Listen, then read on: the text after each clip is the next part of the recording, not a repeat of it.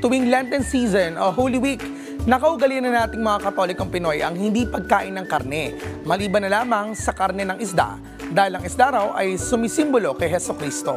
Dahil dyan ay isang healthy at katakam-takam na fish recipe ang ituturo namin sa inyo, at yan ay ang fish fillet with tausi. Alamin na natin ang recipe na yan dito lang sa Sarap Pinoy! Sa tuwing sasapit ang Semana Santa, ang bawat Pilipino ay nahuhumaling sa tradisyonal na pagkain ng isda. Isa itong mahalagang bahagi ng kultura at pananampalataya ng mga Pilipino tuwing sasapit ang Kwaresma. Kung kaya't ngayong umaga ay tuturuan tayo ni Chef James de la Cruz kung paano nga balutuin ang fish fillet with tausi dito lang sa Sarap Pinoy. Preheat lang po muna natin ang ating pan. And then, pag nakita natin na, yan, medyo umusok ng konti yung gilid, like this, ilalagay na po natin ng ating oil. Habang hinihintay na uminit ang mantika, inihanda na muna ni Chef James ang fish fillet. Ready lang po natin siya sa potato starch. This one. This. Lagyan na po natin ating fish fillet. Deep fry lang po natin.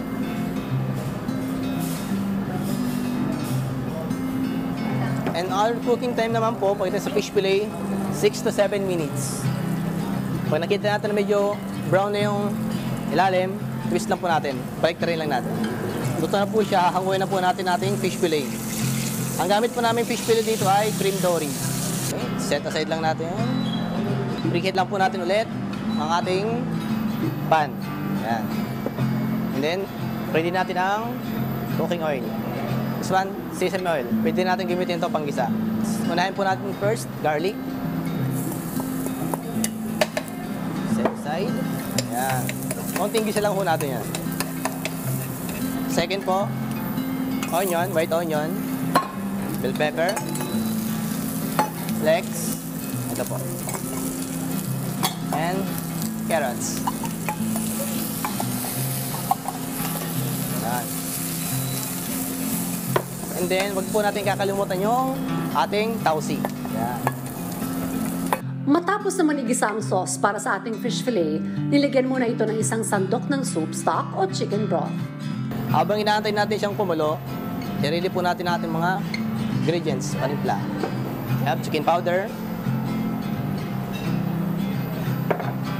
MSG,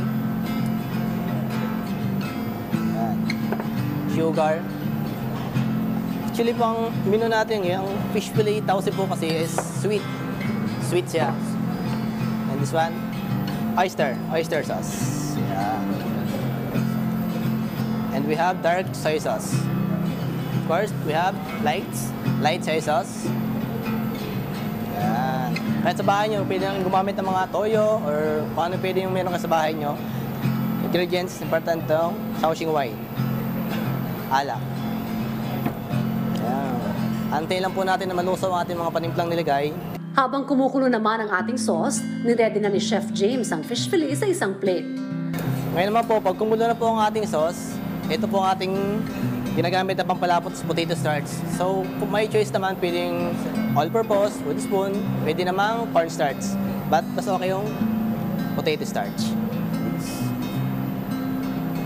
At pag okay na at malapot na ang ating sauce, ilalagay na ito ni Chef James bilang topping sa ating fish fillet.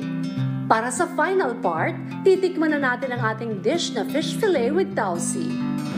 So, this. Sarap. Sarap ng lasa. Sweet siya, sweet, salty. Lasang oyster. Tama lang po yung tamis niya, tama rin po yung alat.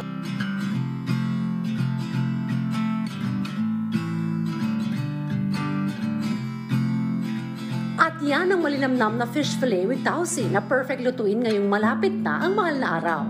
Sana ay may natutunan kayo ngayong umaga sa nilutong dish ni Chef James de la Cruz.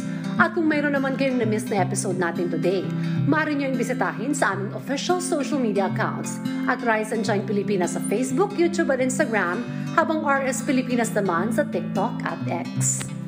Ako pong muli si Chef James de la Cruz para sa Sarap Pinoy.